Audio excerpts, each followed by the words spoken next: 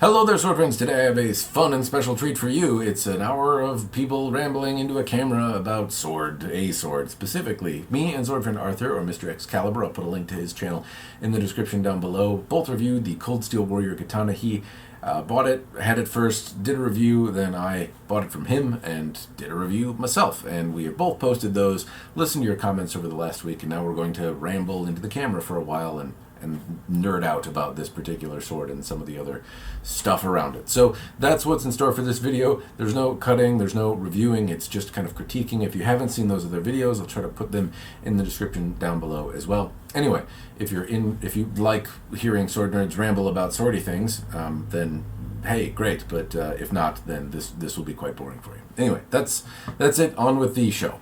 All right, so Cold Steel Warrior Katana. It's always fun. It's never dull. Or is it? Puns intended. Yeah, there we go. But if only I had the soundboard drum roll. All right. So I think the most interesting part of any conversation is where disagreement is. Your video, mine, we both seem to have a lot more points where we agreed on said sword. But where were our differences primarily in your mind? I think primarily the differences, and they were just, they're shades of degrees. I think the one thing that, if we had to point at something and say, okay, this is something that we disagreed on the most, was how the thing handled, how it actually felt in the hand. I would describe your reaction to it as almost befuddlement. I mean, I know we both read up on, how this thing had a really weighty blade. You kind of felt that, but didn't feel that. My reaction was, I'd read the same thing. We both probably done our homework on it. And then when I, first pulled it out of the box and was swinging around in my backyard, I didn't think it was that heavy. I didn't think the blade was that heavy, and I thought it was very comfortable in the hand. In fact, I think it was on one of your videos where you asked me, did you use gloves? Because most of the time I do. And I felt so comfortable with it that I didn't. So I overall felt it was the shape of the handle and how tight the wrapping was and just how they done it. It just felt very comfortable in the hand. That's fair. It's interesting you describe it as befuddlement. That's a good word. Words good.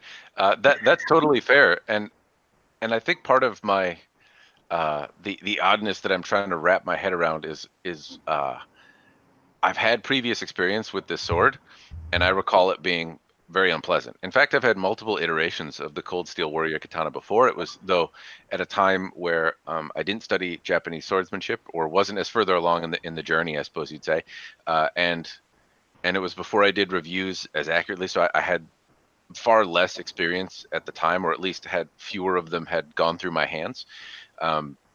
Because I haven't actively sought out trying to get one for a number of years because I found them to be unpleasant. And so revisiting them, now I have this other one in my hand, and I'm like, well, this doesn't feel as bad as I remember, right? I don't know. It's like having like black licorice when you're a kid, or like I equate it to like asparagus. I remember having asparagus when I was a kid, and I hated it. It was absolutely awful. And I didn't try it again until I was like in my 30s. And then I was like, this is delicious. What?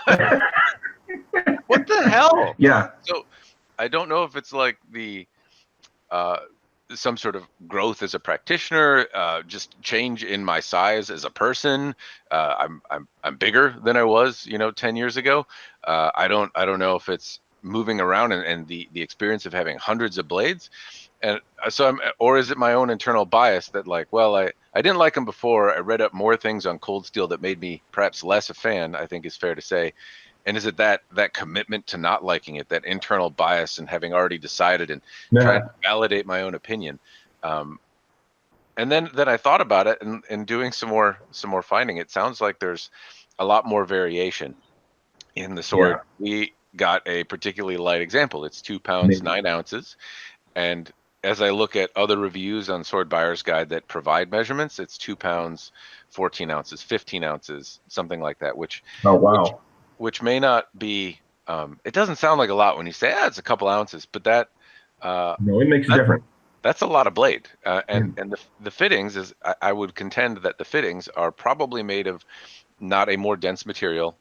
They're the same size that they've been cast. I don't think they were drastically reduced, though that's speculative on my part. I don't think the silk or samegawa or wood used is an order of magnitude less in weight. So I think the lightning of the sword that we reviewed was just likely in the blade. And so as I hold this thing, I'm thinking, well, this doesn't. I mean, it's not my favorite, but it's also not a. It's not awful. It's not the worst. It's just I would say it's not my preference. I would call it not good, but I would not call it awful. But It would have been, it would have been nice. I mean, I know we didn't want to destroy the thing, but when you mentioned in yours that you weren't able to get the handle off, I found pictures that were, oh, I don't know, I think they were posted on Amazon or somewhere that showed what the tang was like and what it looked like underneath. So I posted those as kind of an overall, okay, this is kind of what you're going to expect when you find what's under there. But when we're looking at how heavy the sword is, that may have been nice to see. What maybe that would have made a slightly difference. Maybe the tang was just not as meaty on this on the thing. But yeah, I know that's a common it's a common thing with this sword that it's really really heavy. And when people see the pictures of it, they see that really broad beefy blade, and they go, oh wow, that thing's going to be seriously tip heavy. And then when I got out of the box, I'm going, wait a minute. Did yeah, it didn't did feel that the way. did the fuller do its job? Did it really lighten enough to where it's balanced? Just the one we got, I didn't find that the issue. So I do wonder if Cold Steel is over the course of years or at some point that I'm not necessarily aware of, or something undocumented, there was a shift in the blade. I recall some off comment in on the Cold Steel YouTube channel. There was a video about a longsword that was designed, and I'll try if I can remember put in the link and give you the link to it later. But there was an off comment about, hey, it's light, and he was describing this longsword that he had designed. Mhm. And said, hey, we've made an effort to lighten the whole line of swords, and it was just some off comment, and I wonder if maybe there was some effort based on feedback, because this sword's been prolific. It's been around for a long time.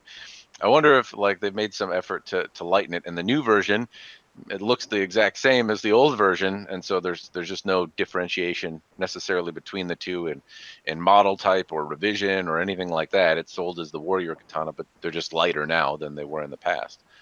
Well, I remember reading something, and I'll admit kind of a kind of an oops here. When I got it, I was really interested in getting one. I kind of got to that point where I was like, okay, let's try this thing. Let's see what it's like. It's when I look in the conversation of these swords, that one just inevitably comes up for good or for bad. So I bought it off Amazon. I got it off Amazon. And despite all the warnings about it possibly being secondhand or being cast offs, there were all those warnings. I said, okay, you know what? Just gonna throw caution here and just see what I get. Buy one, see what I get. And in some of the comments on Amazon's page, on some of the reviews, there was mention of someone saying, I'm waiting for the newest version of this to come out. And so I don't know. I mean, I've looked on Cold Steel's website off and on.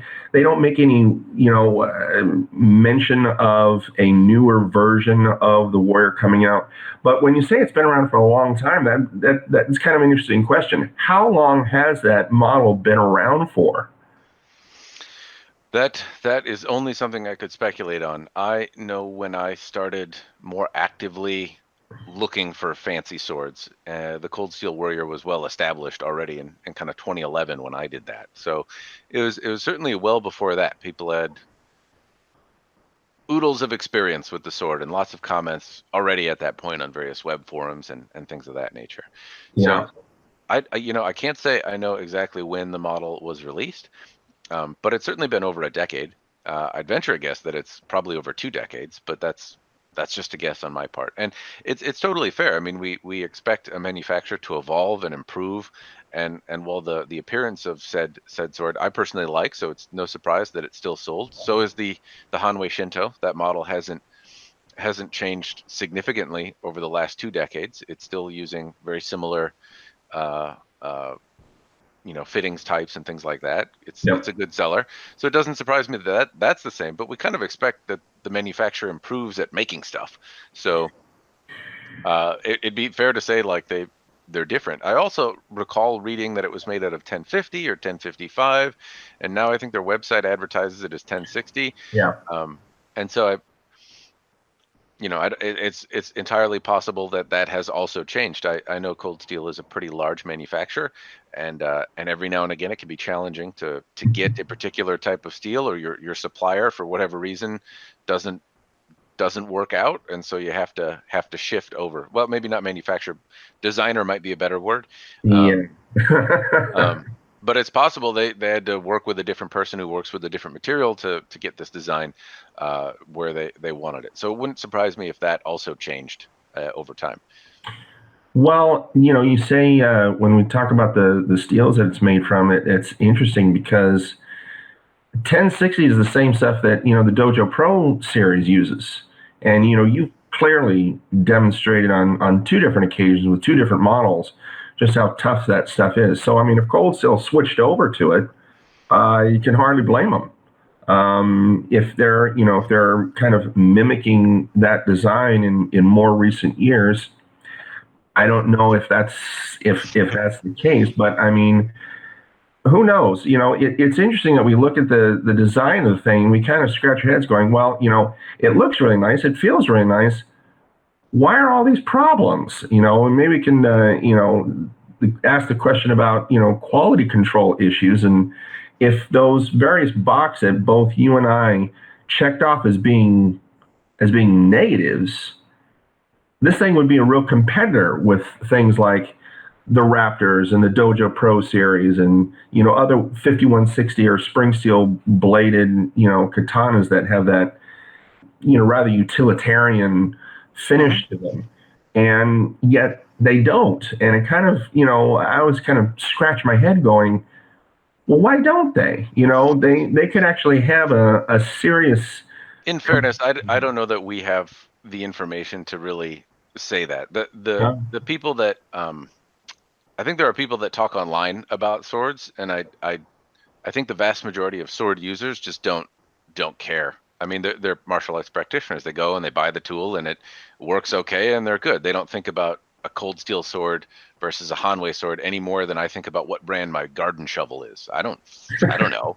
It's a thing I use to dig things. I don't care what it's made from. It's still together. That's about it. So I think there's a large proportion of kind of unrepresented voices that look for a sword once and then buy it and then use it as a tool and really don't care about it as a hobby per se. It's just a thing, a means to an end for practice, for decoration, for whatever it might be. The people that talk about it online, they're certainly a portion of community, but I don't know how representative they are of the entire sword buying group.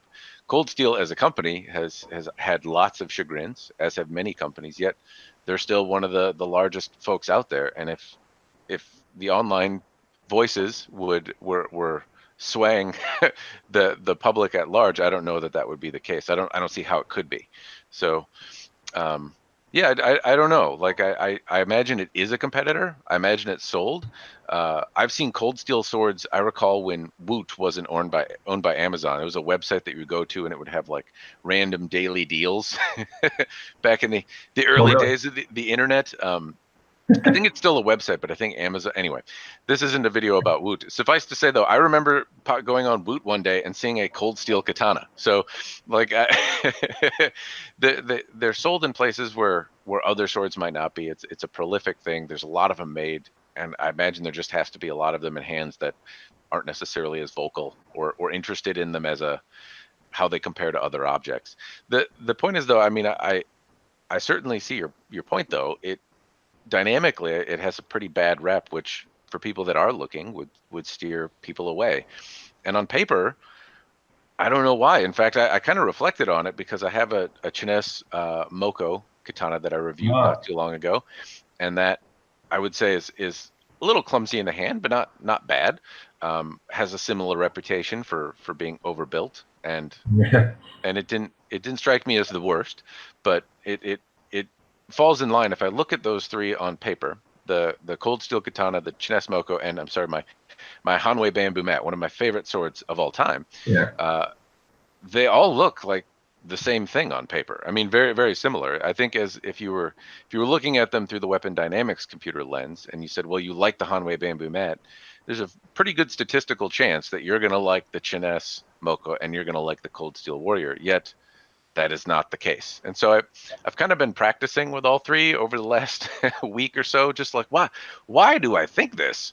Yeah. And a lot of it has to do with kind of where I feel connected to in the blade. There's certainly some degree of sentimentality, I'm sure, but the grip and how it feels in my hand definitely play a part. And I don't know though. It's weird because dynamically, weight-wise, they do feel similar, but how in control of them I feel and how quickly they want to run away from me, and how I think it's really how in control of them I feel is where the Cold Steel and Chines both felt like they were trying to run away from me a bit.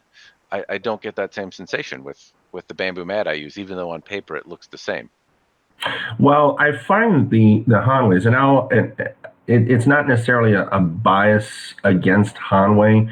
Just from a handling point of view, I've had now 4 of them, and they're, as far as the handling of them, I'm not a fan, but I will concede that they're definitely a lot better engineered blades, and maybe that's the issue, and that is when looking at Cold Steel's blade from an engineering point of view, how you've got that almost excessively wide blade. You look at it and you expect this thing to be very weighty, and when I was moving around, I just found it a very solid, nicely balanced sword for its appearance. Now, when I look at a Chines, you mentioned Chines. I just got a Chines Kaze, and I've experienced a fleet of issues with it, all of which have been clearly documented on the internet. So I'm just kind of using this model to kind of confirm a lot of that stuff. But I think about those two, and the Cold Steel actually handles better. I mean, it handles significantly better, at least the one that we got. And I kind of balk at at some of the comments, going, "Well, this is an overly heavy sword that really you can't hold on to." I'm like, well, I guess it comes down to some subjective point of view, and the training that you've had, your muscle structure, and all those kind of ineffables that you check off when looking at these things. But it just seems like this one in particular really it's very divisive in how people think about it. And so when I think about how that blade is engineered, I look at it going, that's a pretty neat and unique design that they've got. I wish that some of the other aspects of it that we found to be seriously problematic could be fixed. And I hear some of their other designs are upscaled version. You did a video on the Emperor series, and it sounds like, from what I understand, the only real big difference between those two is that they polished the blade a little bit more. Mm-hmm. Yeah, I mean, there's a different set of fittings that may be more or less expensive, and then the polish, which isn't a small thing. I would say it's probably smaller on a blade that's through hardened. There's less metallurgical effects. Somebody asked me the other day about a Simon Lee katana, and I recall my experience being, I found myself saying this comment where really the difference is I thought they were better polished, kind of the same, but just with a step up polish on them. And as nonchalantly as I say that, I realize, well, that's a pretty big deal. I pay lots of money to have blades polished by competent people, and if you have a folded blade or something with an interesting pattern or hamon or some sort of metallurgical effect in there, that's high art, and having a polish that really showcases that is certainly worth it. I've bought swords because I think they're pretty, and if that helps you appreciate it, then I certainly don't think that that's a bad thing. It's a good it's a good thing to have. In a through hardened blade though, I don't know that those metallurgical effects really come out. And honestly, it's not as though I saw the polish on the Emperor as like it was a finer grain of satin, like rather than a mirror polish or something that brought out some of the banding effects that you can still see in mass, or in a mono steel blade. Rick Barrett uses mono steel, or we say mono steel. I know that that's not really a term, but like one type of pure steel, not folded, not anything else. And even though he's doing differential hardening on those blades, and there's a hamon and pattern effects, there's still interesting kind of metallurgical banding effects that happen on the surface of the steel, which can be interesting to look at in and of themselves. I don't recall seeing any of that in the Emperor Katana. So where your money goes for the polish, I don't know if it's to a degree that either affects performance or artistic value, but that's subjective.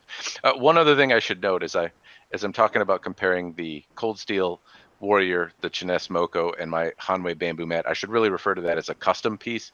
The bamboo mat that I have, I've tried to replace. It's heavier than most Hanwei bamboo mats, and it's been customized. So the handle is using Hyper Cafe fittings, and it's quite a bit smaller than the conventional handle. Actually, I don't know why I'm just saying it. It's sitting over here. I can just stand up and show it to you. So here we go. We'll cut that out. But you have Hanwei Musashi XL right here, or Elite, one of the two. So conventional Hanwei handle, and here you have bamboo mat, and you can kind of see the difference in profile. And while it might look minor on camera, it certainly feels very, very different in your hand. The fittings on this have kind of like an overall 42 millimeter, 43 millimeter width, and on here it's about 38 or 39 millimeters, which is, again, seems small, but it's the difference between like a refined feeling and an axe handle. So it's it's funny how small those can be. Ugh. Yeah, I find a lot of the Hanwei pieces to even some of their higher end swords to kind of have that kind of axe handle ish feeling. I got their Great Wave, and nice sword, really, really nice, all the things and everything. Well, that's off topic.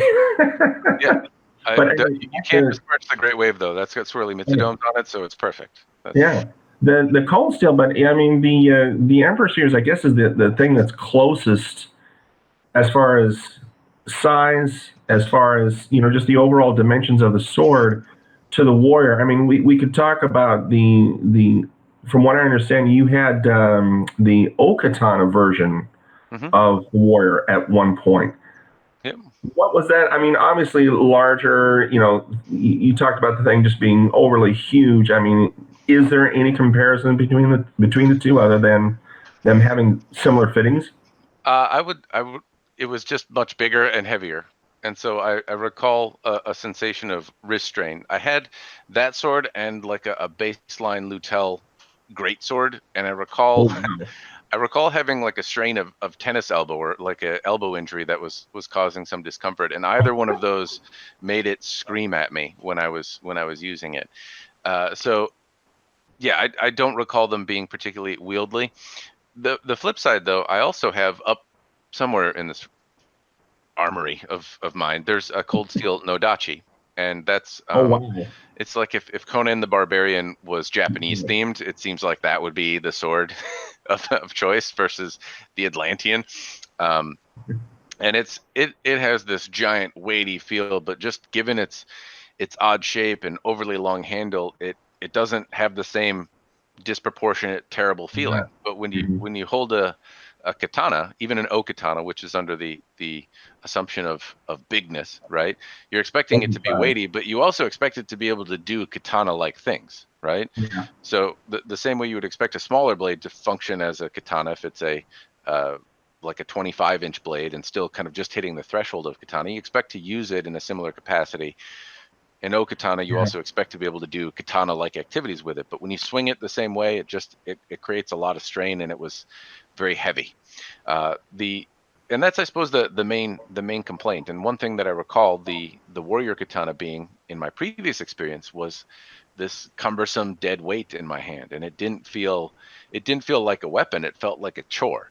I mean, not that you couldn't do it, but like I'd almost like I'd equate it to picking up a shovel, right? Like it would give me. The sharpened crowbar is the common nickname that people who share that opinion call it. And I remember having that nickname ringing in my head, going, "Okay, is this what I'm going to get out of the box?" No, yeah, and the one that we have at 2 pounds 9 ounces in. There's another sword I reviewed some time ago, the Minetoshi Performance Cutter, and that was a sword I gave quite a bit of accolades to, and I know we've chatted about on a previous occasion. Yeah. And I was pretty favorable. It felt that it was, even though a middleweight sword, that was 2 pounds 8 ounces, and it felt dreamy in my hands, and that's a lot closer to 2 pounds 9 ounces. That's 1 ounce difference. Yet this one doesn't feel the same kind of balance, and I don't necessarily, I can't articulate why. It might just be my bias, but I think a big part of it has to do with the Ito as well being a little slippery. It's not that the shape of the handle is bad or that it's loose in particular, but I do feel like, particularly outside as I'm practicing now, it's pretty humid and hot out for Minnesota. And so I'm sweaty than I normally am, because I live in a place that's winter 10 months out of the year, and Yes. I can take 20 below better than I can take 80 above. So I do note that, like, my hands are probably slipperier than they are. I don't have indoor options to practice with effectively, and so that certainly may play a part as well, that it just feels slick in my hands. And I don't think that's why most people have complained, but as I try to understand why I think it's meh, I think a lot of it has to do with the Ito not giving me a secure sensation in my hand, rather than the shape or the dynamics or the weight. It just, as I hold it in one hand and swing it, I feel it kind of glance off the base of my palm and try to run away, and I feel like I'm really trying to keep control of it with my index finger and try to keep it from escaping from my hand. It's a small thing, but Yeah. I don't think that's necessarily, like, as we talk about these subjective, I thought it was good, I thought it was meh. We both agree that it's not a big dumb dead crowbar, and from there it's subjective. Yeah. That wasn't the biggest problem with it, though. I think the old crack on the saya was probably one of the bigger deal breakers. Great minds think alike. I was just about to pivot this and saying, how about that scabbard? How about the saya? When I first got it, it was funny because I read all the stuff. Like I said, I read the comments on Amazon. I read the disclaimer that Cult of Athena has. That really took me back. Mm-hmm. I saw that and was like, okay, how bad of a quality control issue must you have to the point where someone like Cult of Athena, which tends to have, they've got their own, quality control, I guess you could say screening service, that they go through their models before they actually, put them on the rack to sell in their warehouse. How bad must it be for them to actually say, look, so many of these things have this problem that we can't screen them all. We can't send them all back. So it's almost a case of buyer beware. So, when I got it, I had in my head going, okay, am I going to see scratches or am I going to see, a busted up sign? Sure enough, got out of the box. And you were questioning a little bit in your videos about whether or not that was, exactly as I had gotten it. And it was. That was exactly how I'd gotten it. And initially, I just thought that they were almost like like someone had keyed the top of the saya for the sake of saying, oh, look, okay, here's another one. And then later on, in fact, it was just before I was going to send it to you, I had the sword out and I'm, fidgeting with the end of the side. I'm going, wait a minute, these aren't scratches. Yeah, they're cracks. These are cracks. And I was looking at how, much I could spread the wood apart. And I'm going, see, if stuff like that could be fixed and stuff like that can be addressed, I think people's estimation of the thing would go up. And I don't really see that as being that big of an issue for a company as big as Cold Steel. I don't understand why that has gotten through with their name on it as being such a common problem. That's fair, and I think in fairness to Cold Steel on this one, there's two facets. One, if you have a bunch of broken stuff, it's entirely possible that they have sold it secondhand, priced accordingly, and the vendor on Amazon that you dealt with was selling something that kind of was acknowledged as bad. But Cult of Athena is I think a reputable firm, and if they're noting that, then it does seem symptomatic that a lot of these come with scratches, blemishes, things of that nature. If they're to this degree, I guess I don't know, but I would say that regardless of the issue, if Cult of Athena is saying, hey, out of the box, there's a pretty good chance that these may be scuffed or have some issue. Katana buyers, some of them can be quite fickle about those things, and the basic gist is, even if Cold Steel is going to fix it, which again, in fairness to Cold Steel, in this case, they did not have a chance to. You didn't contact them after buying it. You didn't try to fix it. You sent it to me, and I actually did contact them, but the world's on fire right now, and they've probably got other stuff to deal with. Correspondence has been slow. They did say, hey, send it to us. We'll see what we can do. But there was no commitment in that email to say we will or won't. Just send it, and also no instruction about like the whole sword, the side. So I've got some replies going out, but communication has been slow. The point is that once it comes to me, it's secondhand. There's no legal obligation. Also, I've sharpened and used it abusively. There's no obligation morally either in that case. So they didn't get the chance to fix it, though, is the opportunity. I would still contend, though, that even if they had, that's a pain in it's good that a company would, if hypothetically in this fictitious scenario, Cold Steel did say, hey, we'll fix it for you. That's still an email you had to write, a phone call you had to make, a sword you had to send, time you had to waste. And in the $300 price point, it's fair to say maybe you have that time. It's worth the risk. But it seems like there's other companies that just don't have the likelihood of that happening. I bought a lot of secondhand swords, a lot of them, sight unseen, kind of. Hey, it looks fine, and the vast majority of size do not come to me broken and damaged without having some significant use behind them. Yeah, I mean, I look at just the ones that I've gotten in my short period of doing this, and yeah, I mean, I look at a lot of the Hanwei stuff and Dragon King. I mean, we can both go down the list of various competitors in this field, which actually is like I said, it's a little. I'm frustrated from a point of view of, I like the design. I like the look of it. Why couldn't the whole package have been a lot better? And for a company as diverse as Cold Steel, and have their fingers in as many pies as they do, why wouldn't this be an issue that they could? I mean, these really were kind of little nitpicky things. I mean, when we look at it from the point of view of all the different swords that are out there and how big of a market this is, and how many swords you've gotten in at this price point, even secondhand, that come in better shape, or ones that I've gotten in the same price point, the same kind of category, kind of like the backyard cutter. You can even scale it down into that category, and it just kind of scratches your head going, why wouldn't they, if these issues are so well known, why wouldn't they work to correct them, going, hey guys, we've heard you, we understand, and here's something. And they're at the same price point as a lot of those swords, so why wouldn't they work on tweaking those little things to make it a much more honest and I don't know how to say it. I don't know that they necessarily haven't. There's a couple things that you noted. Again, being a supply chain dorky guy, you noted that the saya was shipped separate from the sword.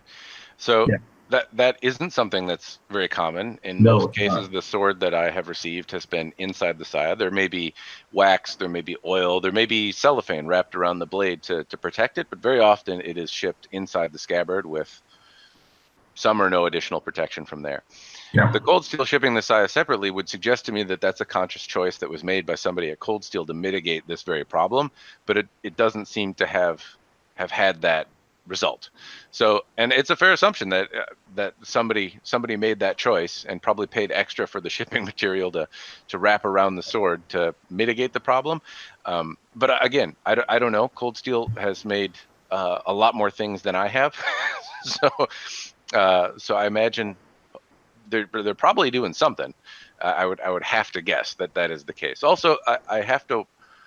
Part of me hopes that the light feeling on the blade we have is the result of some feedback being taken to lighten the sword. I hope it's not just variation. I guess I don't know without having a smattering of brand new pieces off Cold Steel's line and measuring them for differences.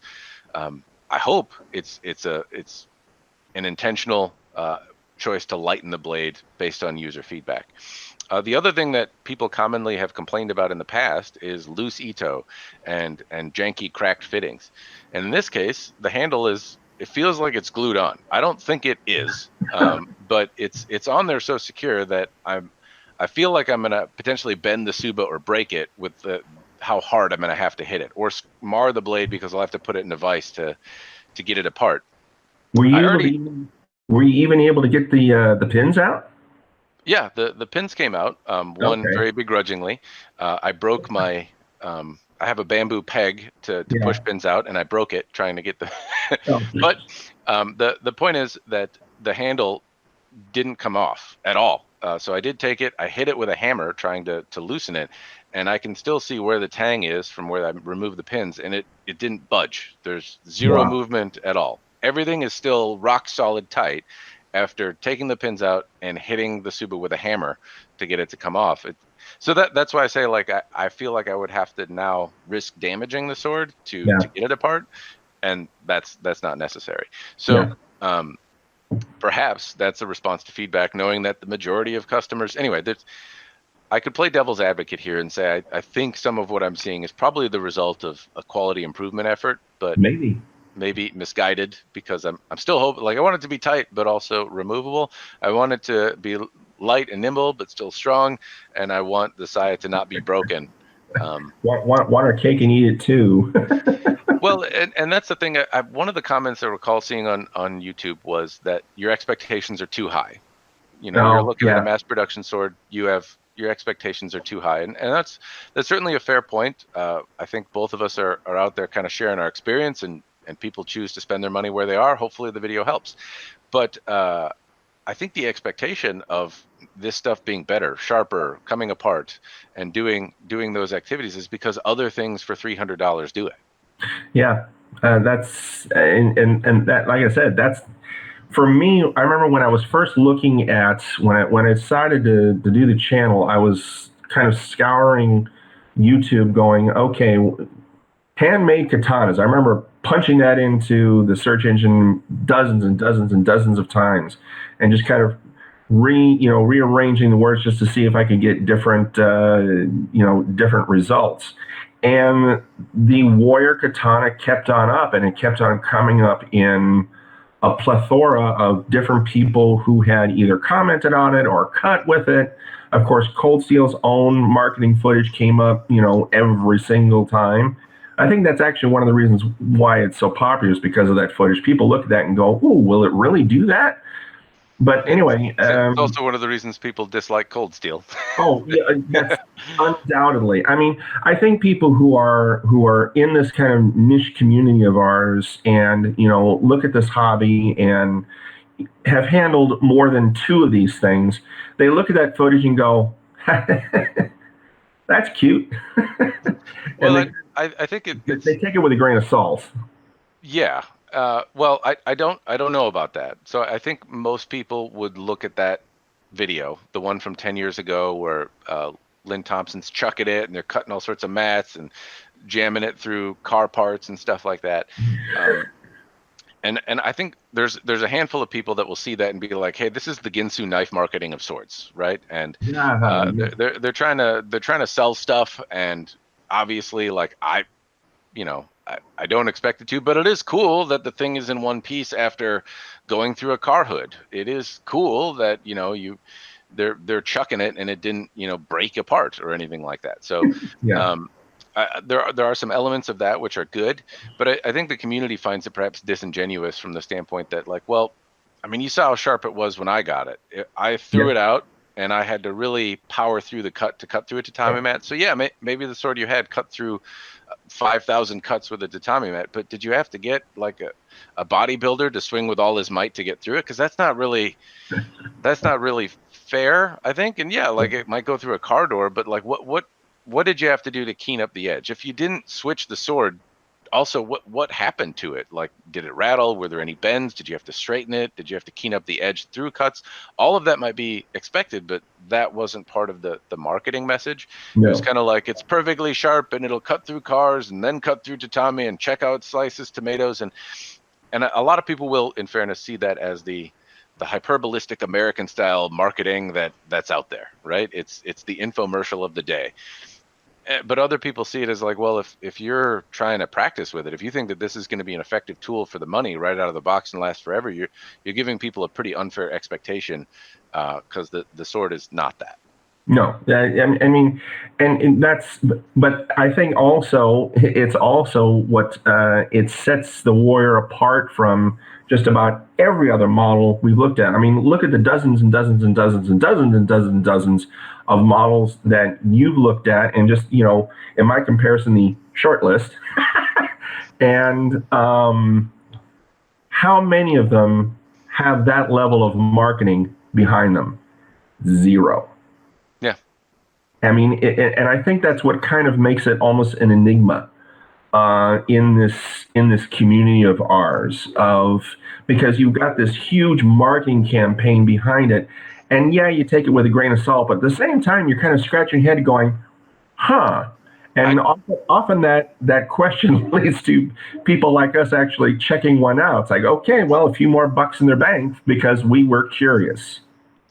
That's a fair point, and I think Cold Steel, people think of Cold Steel as like huge. It's huge in relative to the other small manufacturers that are out there or the no marketing you see. But Cold Steel is still a like medium-sized business on the grand scale. They're not a multi-billion-dollar corporation. Lynn Thompson seems to do well for himself, and Cold Steel is a big fish in a small pond. But that's kind of, I think, where this marketing comes from, is like they have a budget to have marketing, and they spent money on it, but I don't know if they're engaging the same kind of firms that like Target and Walmart. They're not a big company like that where you can hire experts that know how to toy with people's emotions in a way that's more subtle. But you can go to sportsman shops like, I don't know, are you familiar with the Turners? No, Okay. We don't have Turners. We have Dick's Sporting Goods, and I think that's about, I don't know if that's the only one that's in business still. Not sure. You got a Bass Pro Shop out there somewhere? It's possible, but the only one we used to have Sports Authority and then Dick's Sporting Goods, and I don't know if Sports Authority is still around anymore. So I think it's... Or Cabela's. Cabela's got actually, bought. Yeah. Yes, we do. They got bought out by Bass Pro Shop. Well, anyway, my point was, you can go to any of those big sporting goods sporting goods things, and you can go and you can find a Cold Steel knife. I'm not saying how they are compared to other ones, but I mean, they are a company that is visible. But back to where we kind of spun off on this. When you think about that, you think, why wouldn't you make a product that could compete with a Raptor? I think we've both taken our turns with Hanway's Raptor series, and we come out with an overwhelming, really nice blades. The aesthetics are nice. Handling I think we may agree or disagree on, but as far as a backyard cutter, yeah, it comes really nice, sharp out of the box, and it'll cut down a tree if you want to cut down a tree with it. Can you say the same thing about the Cold Steel Warrior? Yeah, I mean, it seems like a pretty durable thing out of the box. If I compare the Raptor, they're very similar products in overall function. The difference would be the out of the box experience. And generally speaking, I have to say I prefer the shape of the cold steel handle. I think the Ito on the cold steel was tighter, and those are important things because very often they loosen to a degree quickly enough where you have to wrap it with duct tape, and having it redone by somebody inside the U.S. can be a couple $100. Wow. Or $100 at least. I mean, it'd be tough to get away with all the shipping and time for less than $100 if you're all thumbs when it comes to making the Ito tight. And so people glue it, they lacquer it, they duct tape it. That's also a common cheap solution. But the point is that you'd have to fix it if it gets too loose over time. So I like, in this particular instance, the cold steel Ito. I don't know if that's consistent across the board, because I want to say I've also had some that were loose, but this one was tight. Yeah. But the Hanwei has a less noisy scabbard. They come apart if that's important to you. Well, depending on the model you get, but the other $300 Raptors and stuff, they've all been able to come apart for me.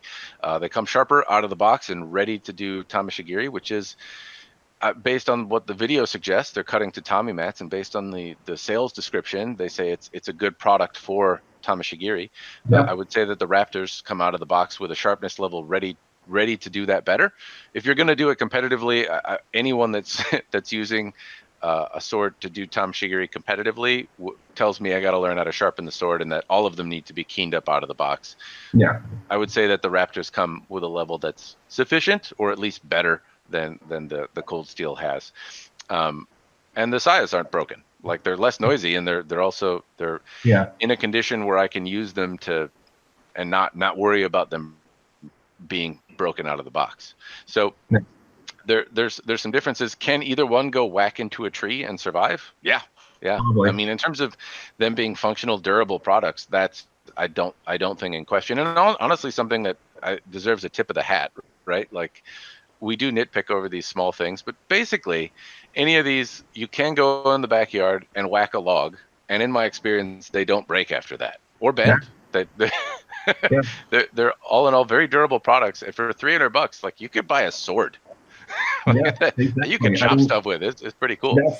That's kind of, again, I keep on coming back to this theme of mine of kind of frustration over it. They made a tough, robust blade.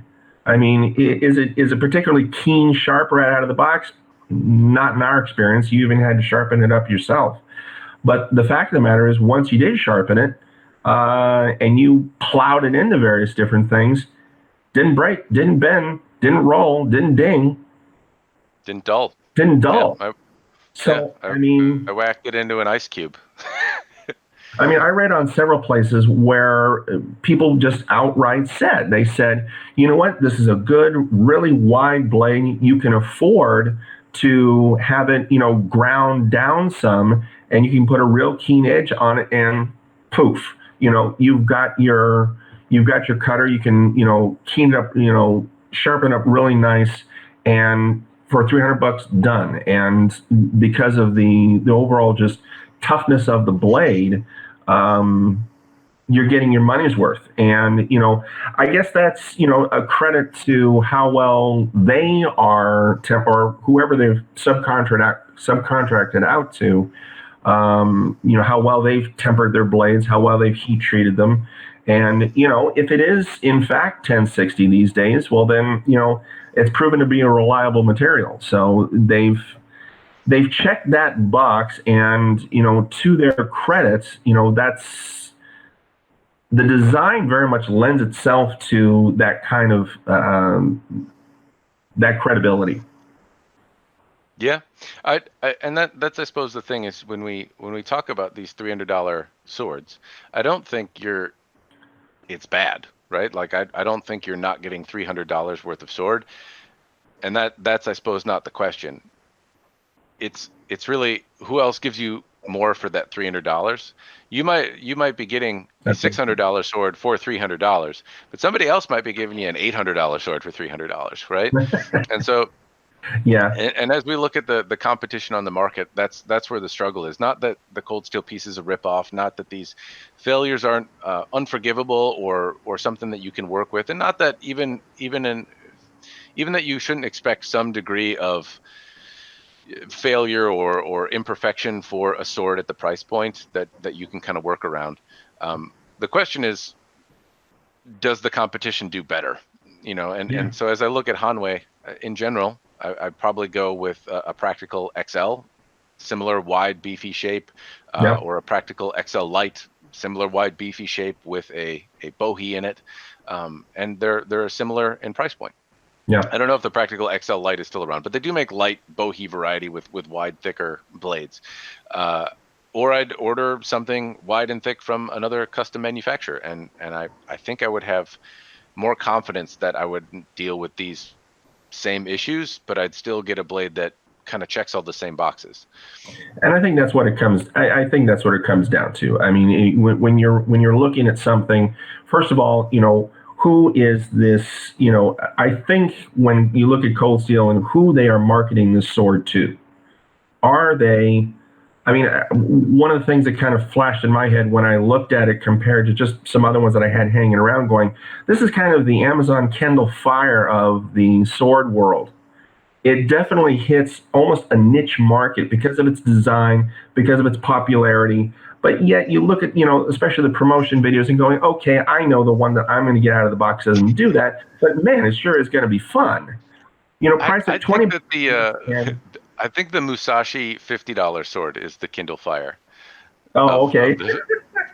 And I say that because, one, they are the same price. I think you can buy a Kindle Fire for like $50 or less. Oh, okay. That's true. And like the slogan is, nobody said it was good. Like, it's just a thing for 50. And the folks at Musashi, no, it's not. But it's like, nobody is arguing that the $50 Musashi sword is a good sword.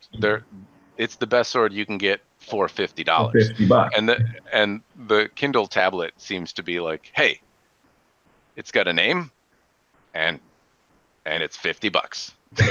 Yeah. The Cold Steel is more akin to people that are investing something, and $300 is not an investment for people that are of means, that have a lot of discretionary income to spend thousands of dollars on a piece of steel. But it represents a pretty hefty commitment for a starting practitioner on a budget, right? $300 is months of class. It's it's the price of a laptop that for school. It's the price of a week or a month, depending on how you eat, worth of groceries. It's certainly something. And so trying to find the most effective bang for the buck when there's not a huge differentiator. It's not as though any other product you go out there to buy for $300 isn't.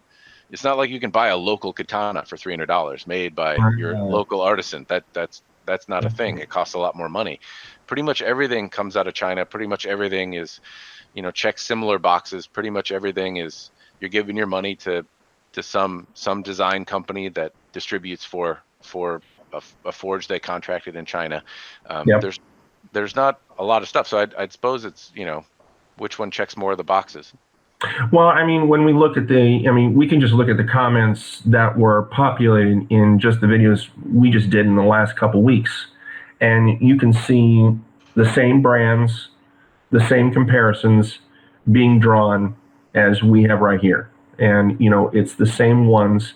And, I will admit the practical series was actually not one of them, but I mean, you've got a much more extensive experience, but people drew comparisons between the Hanweis. I had a lot of people saying, just go out and get a Rona Katana Dojo Pro. That was another one that was compared to it a lot.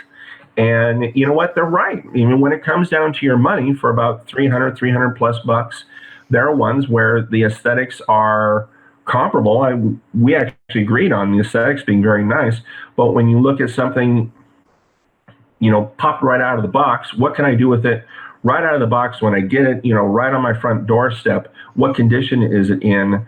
You look at Ronin Katana and they've got that nice sturdy build every single time. And they're, almost laser sharp, ready to go, nice and straight, that nice, just clean, very simplistic look of theirs every single time. And, when people have comments about that, I'm like, yeah, I love mine. I can understand why you would go with something like that versus a Cold Steel Warrior. I mean, it's almost, it's a black and white issue when I see those comparisons. Like I can't argue, especially considering I've gotten one, I've seen the typical problems, and yeah, it checks all the boxes of the problems that people typically have complained for it about. Yeah, the Ronin katanas I find to be durable. And that's really where as people ask me what do you recommend for something to just for sheer resilience. Well, that's the one that I know. I've put through the paces a number of times and has given me has made me sweat to break it. So that's one. The flip side is like the Ronin katanas have similar Ito to I think the Cold Steel, and that they can be slick, but I don't know that even their heavy iterations have given me the same sensation that they want to run away from me. But I haven't tested one of their Dojo Pros in a number of years, so it might be fun to test one again at some point just to see if anything jumps out differently. But they've been very durable, been very sturdy. The Ito on the Ronins is sometimes looser than the Cold Steel one that I see here. But it also has taken quite a bit for them to loosen up and degrade in the testing. But anyway, it's not that those swords are without flaw. But again, I haven't had a single one. And all of the Dojo Pro samples that have been sent to me, and all of the ones that I've had, with the exception of one Ronin Elite, I bought one Ronin brand new. But all the others were secondhand, and none of them had effective damage to the saya. And you start counting that up. We do this enough times, or you start looking at enough people who have been willing to record this for posterity on YouTube and say, here's this product. You can only say it so many times before you start scratching your head, going, okay, that's just kind of how the model is. And the Dojo Pro Series has certainly lent itself to having that pretty reliable track record of just being, for $300, a very well built katana that you're going to be able to use. And when we compare that, is Cold Steel Warrior, are they really trying to market it to people who are also looking at these other products like the Raptors, like other 5160 spring steel swords, or the Dojo Pro Series, or some of these other quote unquote backyard cutters? Are they really trying to market it? Are they really trying to put it in competition with that, or are they just kind of throwing it out there as kind of something that hits the same price point and just seeing if it sticks? I do not know. Honestly, the more I look at it, the less I understand how katanas are marketed and how people that are interested in them find them. find that material. It used to be simple, like there'd be martial arts magazines or kind of community forums areas, but now there's not. There's like Facebook groups and there's still some forums, but I don't think a lot of people get martial arts magazines, and I don't know that a lot of people subscribe to particular blogs or forums or things like that. So I think when you go out, it's probably a Google search and then whatever comes up. Well, you know what? It's interesting you say that. I was speculative. I don't know. There was a particular comment on someone. It was on one of your videos. It's one of the ones you just made recently. I can't honestly say whether or not it was on one of the ones for the Cold Steel. It may have been the one on the Chinese swords that you just did, but it was very recently. And essentially, the guy said, I've been kind of out of the loop for a while, and it seems though this ship that is these Chinese-made Japanese-style katanas, you've had all these models that have been around for a while now, and it seems that ship has just kind of sailed. And now the market is, well, nothing really new is coming out, but there are these designs that have been around for 5, 10, 15, if you look at some of Hanwei stuff, 20 years, and well, we'll just let you choose. And cold steel is just kind of one in the mix that kind of stick out because of, well, it's cold steel. Yeah, there is a surge in what seems like mass customization pieces, where there's Swords of the Northshire, Sino or Jayco swords. Those are things that didn't used to be options and now are becoming popular because it's a similar price but more personalization options. Yeah, Ryogen is doing that as well. Yeah, there's some options on the table for a buyer, and that's like a mass customization thing. Like a million years ago, when you went to go buy a computer, you could go to the store and they had this one, and you took the box home, and it fit you or it didn't. And maybe you needed a particular this or that, and then some company like Dell came around and was like, "How about you just tell us what you want, and we'll build it for you." Oh yeah. And so this idea of mass customization is akin to that, where like, hey, we got a series of parts that you can choose from. It's not total like built to spec, but it's like, hey, you can pick, there's 20 options, and in each option you can pick box A, B, or C. And from there you get something quite a bit more personal. That certainly come up, and there also seems to be a little bit more of a surge in making historical replicas. I see that with LK Chen, and there seems to be more desire to have a recreation, made to spec or close to of a historic piece. Seems like more people are understanding that swords don't cut through tanks, though. Not everyone. They don't cut through cars and cinder blocks like it did in Highlander. Oh, come on. Yeah, I know. It's a funny thing. I was working on an AMA video, and that was one subject that came up, where like I remember, like you see scenes in a movie that go like cars running into each other, driving through brick walls, but nobody expects a car to do that. Like nobody's like, hey, I saw in this Transformers movie that my Camaro can run through a brick wall. So I'm going to try it. And like, what? My car got scratched and damaged? This is bullshit. Chevy, give me a new car. Like that. Maybe that happens, but I don't think it, like most people, I don't think would assume that. Yet the educated and inexperienced among us might expect a sword to be more robust than it actually is, and to expect them to be able to hit walls and not break, or expect them to be more durable. Not because they're stupid people, just because there's some notion that these things cut into cinder blocks or don't dull. Yet, I don't know why that is. I'm certainly guilty of it. Like I'm not in that group beforehand. Like before I started playing with swords more actively, I certainly thought they were more durable than they are. But well, I remember getting swords in the 90s, and they were, they were not katanas. They were, European style swords, and they were big, they were heavy, they were made from, I remember the big selling point was, this has been made from a recycled leaf spring, and it comes from the Philippines, and it's this big beefy thing. I'm like, okay, maybe I could actually plow this through my dad's Dodge. I'm not going to try, but back to cold steel. It's interesting. We talk about the absurd. Look at their marketing footage and how they put it out there, and the stuff that they plowed it through. I mean, it definitely kind of lends itself to that that mystique of swords, and maybe that's why it's so popular. Maybe that's why it's continued to constantly pop up. I was really interested once we decided to do this, to do both videos and then this, really kind of see what skeletons come out of the closet when it comes to this. And of course, you heard, I loved reading, I got to credit him, Backyard Samurai, his comment on yours about all the historic issues he's had with cold steel in general. That dug all that up again, and he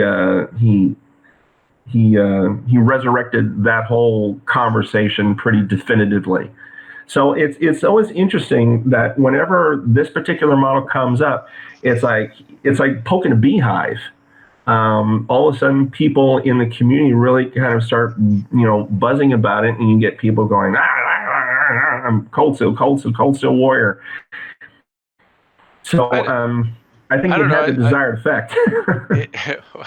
I don't know if I'd call it a beehive. There certainly is some conversation around the owner. There's basically a lot of reasons that you might have the feelings that you do around Cold Steel. It can be other experiences with their products, and maybe that's made you a fan or not. It can be the owner. The owner's put himself out there as, as he has pride in what he does. He's braggadocious and is He's a very singular individual. yeah, he's a character, and that that lends itself to praise and hate at the same time. So maybe you don't like his demeanor as a person. He also has activities and proclivities, if you will, that he partakes in that some people disagree with. And the thing is, like, I've kind of said this in a different video, but like I know Paul Chen like started Hanwei, but I don't know anything about the man, and I don't know that I've necessarily looked for him or Mr. Thompson from Cold Steel. I haven't sought out information about either one, but I feel like I've seen Lynn Thompson be very active, be very public, be kind of outgoing about his hobbies, his interests, sharing what he perceives as the truth, and then dealing with the public opinion of it. I don't know that I've ever seen Paul Chen take a stance or talk or be public facing. It's possible he has. It just hasn't come up when I've searched for things. Yet when I search for Cold Steel, inevitably I'll see Lynn Thompson providing some sort of message.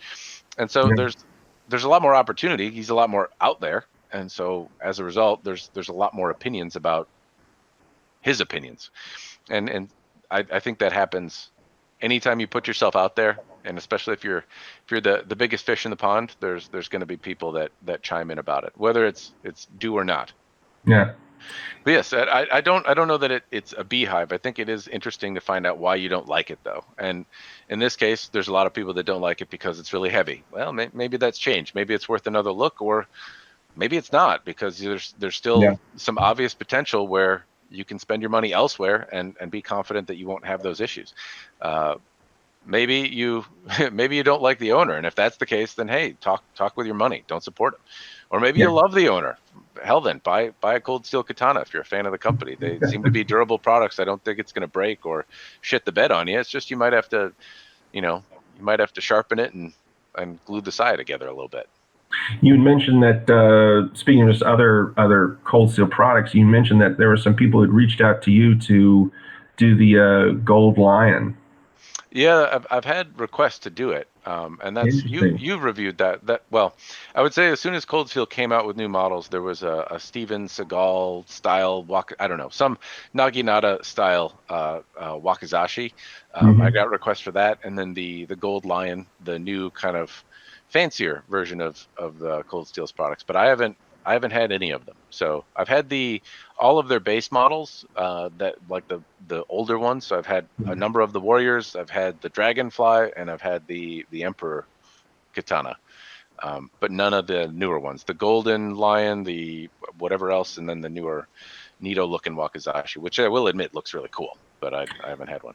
That was it was a dramatically different experience. I actually got them at the same time from the same people, and the experience was really different. But I can't necessarily, if I had to, reduce everything down to a number. And maybe that's something we ought to work on at some time as reviewers. Actually, develop some kind of, really, numbers based. We actually can quantify all this stuff. Like, whoa, it feels good. It cuts well, blah blah blah. But anyway, if I had to reduce it down to a number, I wouldn't rate it that much higher than the Warrior for what it was. It was definitely, it was at a different price point. It had a folded blade. It had some different fittings. The dimensions of it were dramatically different. It was an incredibly light thing. But for as long as it's been out there, it's actually designed that they've had these upper scale models for a while. There's not nearly the amount of footage or reviews of them out there on YouTube or the internet as much as the Warrior is. It seems the Warrior is kind of this magnet that attracts people versus And they've done promotional video of some of their other stuff, but not to the same level. Well, you have a sword that's won at a price point. I think those are like $800, $600. How much did you pay for the Golden Lion? Well, I mean, that's how much I think on Cold Steel's website they go even for more than that. I got mine through Cult of Athena, so you can imagine how much less it was. I think it was much more around in the. It's actually been a little while since I had it. I think it was between 5 and 6. Okay, so it's surprising, but like I look at the Hanwei released a Celestial Katana, and the Frog Katana and Tanbo have been out for a while. Yet you still see a number of views about the Practical and the Raptor. They're lower priced, more prolific, more commonly sold. So it doesn't surprise me. Anytime a new sword model is released, it takes a while for things to catch up. And they're not. There are people who get them promotionally. I'm one, but there are. Cold Steel doesn't send me anything. Hanwei doesn't. It's not as though every vendor provides a sample of everything for review. Well, I mean, like shucks, it'd also be incredibly daunting. It's so easy to become overwhelmed with the time it takes to do these things as a one-man show. Yes. That if every vendor sent me one of everything, the amount of stress that would create would take away a lot of the fun, I think. So I'm happy that it'd be cool if they spread the love out. If there was more information out there, I don't want one of everything, but if there were more generous with samples, perhaps, and put it in the hands of people that could be, or just made more promotional video so that you could see higher res photos and clearer video of the things. It seems like a lot of the photos provided by vendors like intentionally obscure some of the small things that you would bitch and nitpick about. So anyway, but the Golden Lion, when you had that, where are they similar and where are they different? Oh wow. The Tsuka was, I'll just start like you do from the back end and go all the way to the sharp end. The Saya came in perfect condition. It was overly loose. I mean, it didn't stay inside. It didn't stay in it very well. For a nice, it wasn't very embellished. Than a crack though. Like you can glue in a shim. A shim is easier to put in than fixing a crack. So I'd say that it's at least progress. Yeah. Well, the interesting thing is for so much of a nicer sword, I would expect the side to be a little bit more embellished, and it wasn't. But I mean, that's kind of a secondary issue. But I mean, I didn't have any issues with the scabbard at all. It wasn't cracked. It wasn't broken. There weren't any problems. I'll be honest, I can't remember whether or not there were any eyelets on the what I call the Saya plug, where you can loop the Sageo cord through. Normally they put little decorations on there. Sometimes they're loose, sometimes they're not. Shitadome, I think. Shitadome, okay. I'm probably saying it wrong, but it's got the word shit in it. So okay, that's how you remember. That part right. But I don't remember if it had those pieces or not, but I just remember it being very simplistic and there wasn't anything wrong with it. So check that box as being okay. The blade was incredibly light. I mean, it was the antithesis to the Warrior. It's about the lightest katana that I've ever had, and it's been advertised as such. When you look at the promotional footage for it, and even the information, just the very, very rudimentary information that Amazon puts on it, they state right up front. They said, this is a very light sword, and they were right. Weight-wise, I can't remember how much it actually weighed, but I mean, just the feel in the hand, it was a feather compared to just about anything else I handled up to that point. The handle was actually pretty comfortable in the hand. Everything was nicely tight, was nicely wrapped tight. The thing that was kind of disturbing, though, and I've read this in other places, was the gold decoration that they've got on the fittings. It's the coloring itself is a little bit sloppy, and when you hold it up to your nose and smell it, it smells like spray paint. And I'm not the only one that has found that to be true. I've read that in a couple different places where they said, "Why does this smell like spray paint?" And Yeah. there's a line decal or relief on the fushi and kushira and on the tsuba. The casting itself is pretty nicely defined. I mean, it's as nice as we've seen on the warrior. So I mean, they keep that kind of lion theme going through. They don't have a cap on the end of the side like you have on the warrior. But that theme stayed consistent in the actual detail and the actual relief of the casting is nice. But the actual gold coloring, you kind of wipe it off and you start seeing it coming off on your fingers and your thumbs going,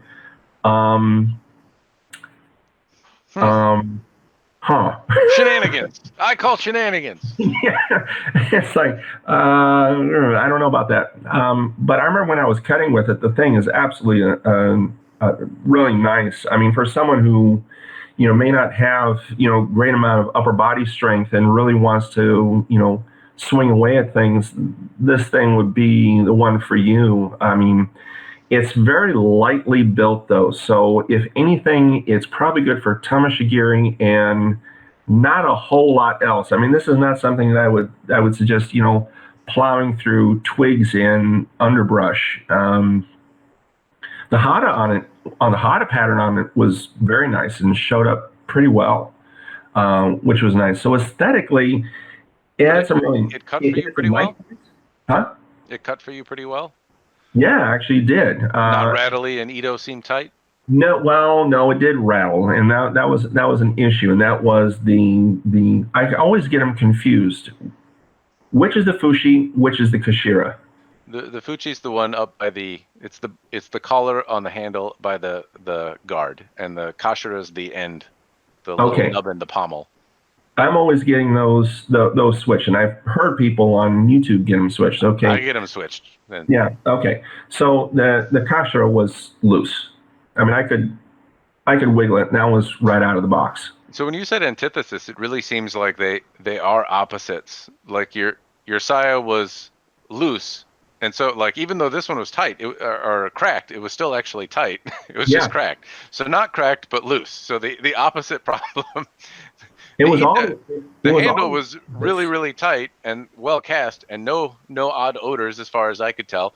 But everything was tight, and on this one, the handle's loose. The blade on the warrior was sharp-ish. I mean, I wouldn't want to be hit by it. It's not a club, but not razor sharp. But on the other, it's really sharp. One is heavy, one is light, one is not folded. The other, like, it's really quite the opposite. Especially, it's odd that opposite follows in like the quality control spectrum as well. So yeah, it really was kind of weird. So you can do it. Just do it all together. Like you could send a saya that's not broken and tight. Like you could just put those things together.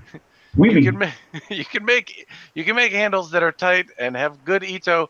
And also potentially will come off. You could just do together, one and one. You can make a blade that's nice and light and sharp.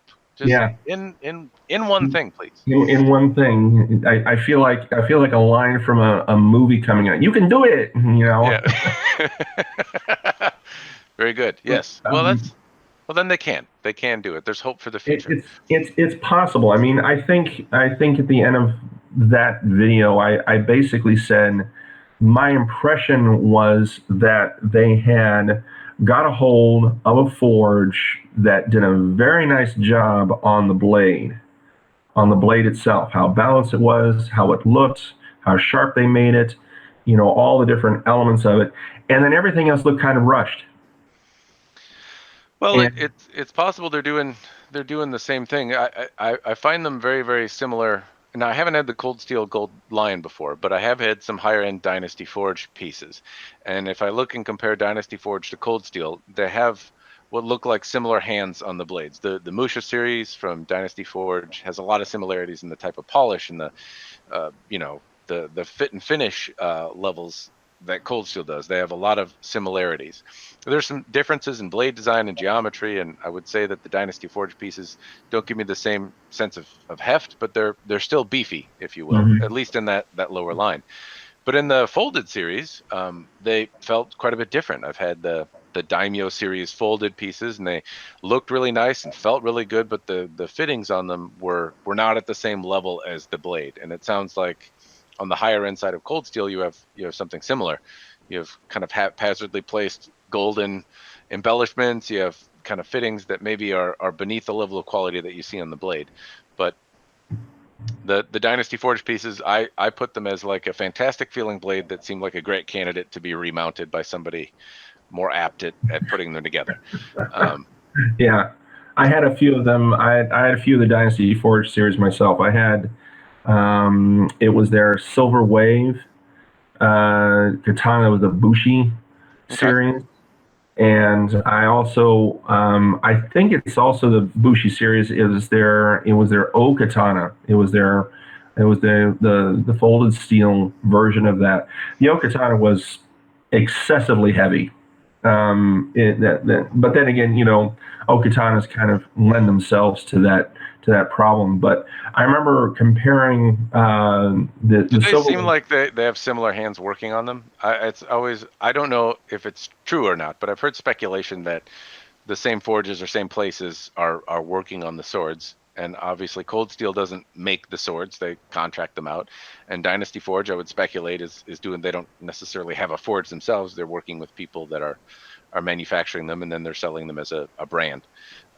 Do they look similar, like they're made from the same materials or the same hands?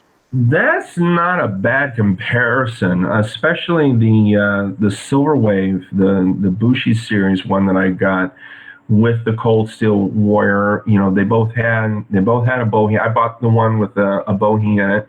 Obviously, the Cold Steel Warrior does. They did feel pretty similar in the hand. The handling was aesthetically. They look very different. To me, the aesthetics on the Dynasty Forge, they looked a little. There's more to them. I'll put it that way. It looks like they went a lot more into putting a little bit more embellishment on. But I mean, that's just buying fancier casted pieces. But as far as the blade geometry themselves, kind of had the same experience. Yeah, I say that because like I've had a couple odd examples from Dynasty Forge. I had a Nagamaki. Is it a Nodachi or Nagamaki? But No. I think I have a Cold Steel Nagamaki. I think I said Nodachi earlier, but I have a Nagamaki from Cold Steel, and I had a Nagamaki from Dynasty Forge in the past, and one was differentially hardened and had a better polish on it and different fittings, but they were the same shape, same geometry, same everything else. And so maybe just in that example they worked with a similar forge or something like that. But it does seem like as I compare some of the shapes of Dynasty Forge's Bushi kind of folded series and the Golden Lion, they look similar, different fittings, but similar hands, if you will. So I wonder if they contract from the same forge, or at least in part.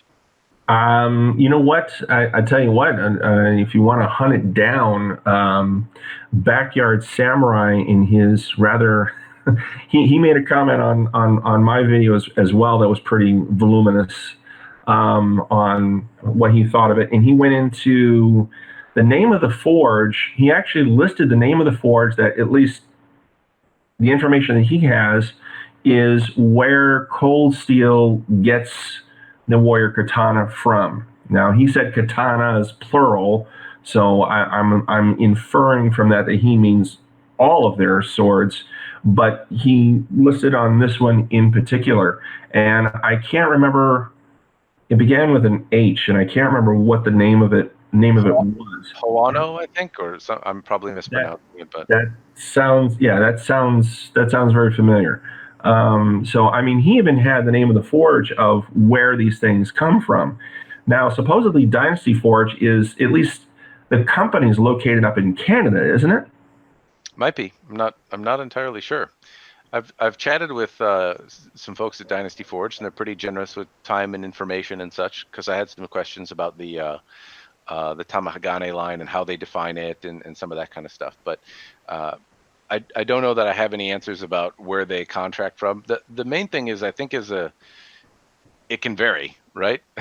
It's possible that in some instances it's the same. It's possible in some instances it's different. It's possible that cold steel kind of has this warrior katana look and then works with multiple forges to get the supply that they need. I know in the grand scale, like the TV box that you cut, right? It's possible that model is made in different factories. Like it'll be sold under this model, but it could be made at this factory for this run and that factory for that run, or some odd combination, or more than that. Because sometimes somebody can't make enough, and so they'll have another company, a different company altogether with completely different parts, make that TV and put it together. Not always, but it's certainly a possibility that you think, hey, I'm buying this thing, but this thing may be manufactured in 5 different places and sold under the same model with the same look, but the keen-eyed among us can spot all the little differences that show, which manufacturer did it. I don't know if that's the case with cold steel. That's pure speculation on my part. I'm just saying, as a manufacturer of their size, moving through the volumes I would speculate they do, it's entirely possible they deal with more than one forge to get all their stuff, or have changed, just kept the look and feel and size and all that the same, but changed whoever makes it. It doesn't seem that way, because there are a lot of similarities though between the one I had years ago and the one that's in my hands now. Well, I think that's one of the reasons why, we kind of linked up to do this, is because, we've seen certain, I guess you could say, consistent controversies when it comes to this particular sword and its kind of enigmatic nature within the community. And so, considering these things are subcontracted out from different places in China, far be it from me to argue. Having knowledge in supply chains, how things are, put together, where they're contracted from. Shoot, are American cars really made in America? No. Some Japanese ones are. And that's why Toyota is in NASCAR. Ba-dum-dum. It's an interesting conundrum. No, I think the cold steel stuff is fun to talk about, to give it a fair shake. It's a commonly requested thing. People ask about it a lot, and I think providing the information is certainly valuable. So I know we've been, now I can see by my record time, we've been going for over an hour here. Would there be any kind of closing thoughts or things that you think we should touch on before we wrap up the cold steel conversation? I think the one thing I remember when I was thinking about, what to mention when thinking about this, and that is that I think when all is said and done, at the end of the day, it's kind of almost funny that you and I would agree, almost kind of in a, kind of crash test, kind of one of these kind of things. You can't watch it, but you really want to watch it. We kind of like the thing. And yet we have these issues that are, we inevitably say, depending on what you're looking for, is there something better out there for your money? Yeah, but at the same time, you kind of got a soft spot for the thing. In fairness, I look at, I have a soft spot for a lot of the community, the community divas, if you will, and that's because they, I can appreciate the sword for what they are. I don't generally think, like, if a sword is advertised as a sword and then it performs as a sword, then I think everyone's going in the transaction knowingly, right? And I don't think anyone's getting ripped off. But they're prolific, and they've been at it for a long time, and the fact that they sell swords and leave opportunity for improvement has led to a lot of companies trying to fill that gap, and I've reaped the benefits of that. I have a lot more sharp, shiny things to choose from and play with, and there's a whole industry that's spun up around it because of the time and energy and crazy marketing that cold steel has made. I'm sure there's people that stumbled upon this cold steel video and were like, oh man, I want to buy a katana. And then they're like, well, where can I buy one? And in the process found there's a lot of manufacturers. There's a whole world of things out there. Yeah. I wonder how many people have spun either into the hobby, or how many more sword buyers there are. And that that the rising tide lifts lifts all boats or something like that. That's probably not but you get what I'm saying. Yeah. The more buyers there are in the market, the more offerings there are, and the cooler stuff I get to play with. So I do have a soft spot certainly for where they've done their work there. But also hopeful that the biggest company out there with the biggest budget could maybe figure out a way to make it the best, and really raise the bar on everything. Right now, I tend to judge kind of, I wouldn't say the gold standard, but the bar is usually set, I think, at Hanwei. I agree. And it's people say that I'm a fanboy. I just think that they're the standard by which I judge just about every other mass production thing. When I look at Hanwei's Ito, is it loose or is it tight? Like that's kind of the gauge I have. So, but when you say something is the standard of the industry, we temper that by saying, because I would describe it the same way. I would not describe myself as a Hanwei fanboy though, but I give them the credit where credit is due, because when you look at a company that has the most variety, the most price ranges, and the most models along that entire spectrum, that's where you have to start. Does that necessarily mean that at those various price ranges, Hanwei has the best example? Not necessarily, but they've got one. And that's where that moniker of a standard in the industry, I think is well earned. Yeah, and it's a familiar place to start for most folks. So they're I think that's the standard by which I judge it. I wouldn't say the same is true of Cold Steel, but they certainly have a place, and they're certainly fun, and their exposure in making all of the various products that they make. I wonder how much I've benefited and how many swords I get to play with and I enjoy today wouldn't be around if Cold Steel wasn't as prolific as they are. So I don't know the answer to that, but I know there's people that have been like, oh, I saw this, dude chopping through a car door, before I buy one, what do you think is good? So that'd be an interesting question. When we look at the other ones that we typically have been, throughout this video, been comparing Cold Steel to, which one came first? Which model came first? Was the Cold Steel Warrior kind of the one that pushed a lot of these other companies to say, hey, you know what, I can do that and I can do it better? Or was Cold Steel a response to something that Ronin Katana came out with or Hanwei came out with? That would be an interesting little research project to find out, where those models came out in relation to each other, considering they're all similar. I want to say, and again, unresearched shooting from the hip, so don't have any sources to quote, but I want to say that the Hanwei Shinto was like the first decent mass-produced katana as we would think of it today. And it had brass or bronze fittings on it. It looked similar, but was a slightly different animal. It was made from railway steel, which has some historical tie because there were gunto or Japanese kind of mass-produced swords made from the same steel.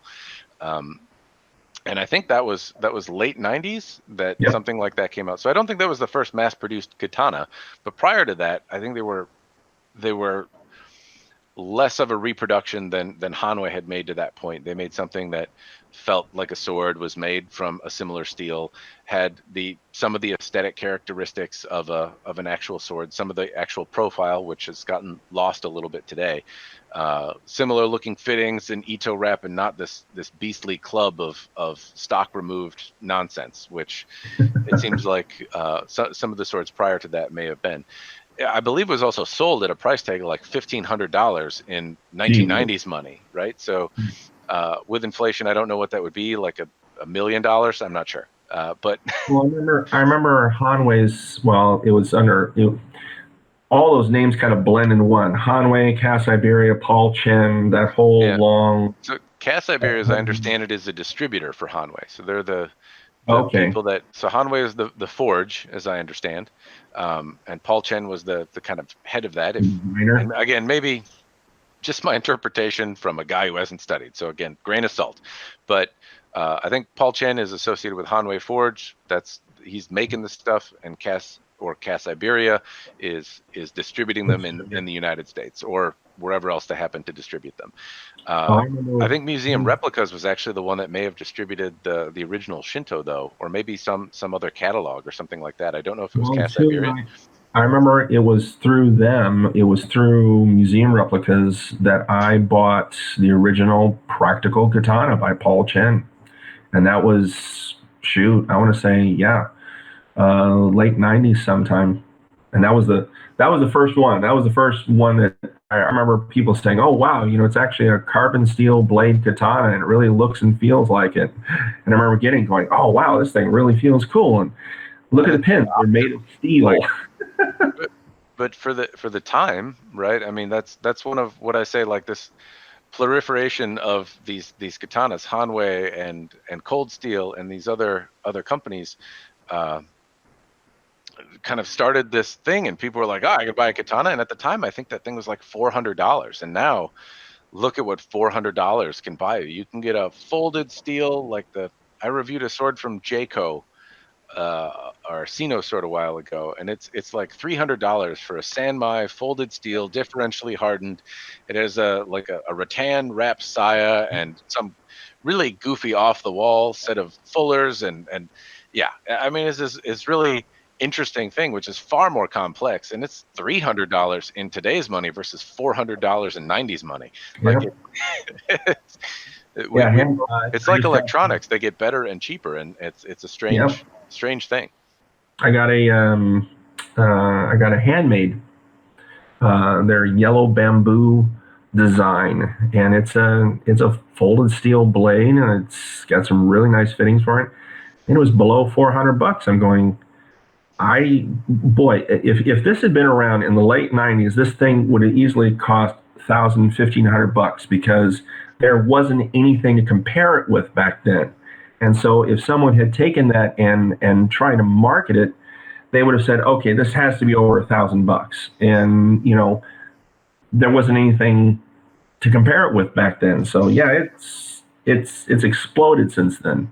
Honestly, though, like if you think about it, so a lot of the custom smiths charge thousands of dollars for their swords, Yep. right? And rightly so. You got a person with skill and talent that's got to eat and make this thing that's complicated and takes a really long time. And when we go to the Chinese market, it's not that. That's where this idea of value for me comes from. It's not that these swords aren't worth more. It's just that the market has driven the prices down, and the features have become more rich over time. And these custom people are charging probably less really than it takes to actually make a sword. They're not getting fat off of it, right? So it's a labor of love to actually make these things and spend the time doing them individually, and they don't charge nearly enough to have a good standard of living. And on the other side, in China, they're drastically underpriced and cut even more. And so I don't think anyone is actually paying what the swords are worth. Perhaps in the '90s they were, but it doesn't seem like that's the case now. I'd have to agree, because I look at, I mean, one of the things that I've kind of determined is, and it's just by my own personal reason, I'm determined to spend, when I look at the different ones I'm looking on my channel, I'm keeping everything under $1,000.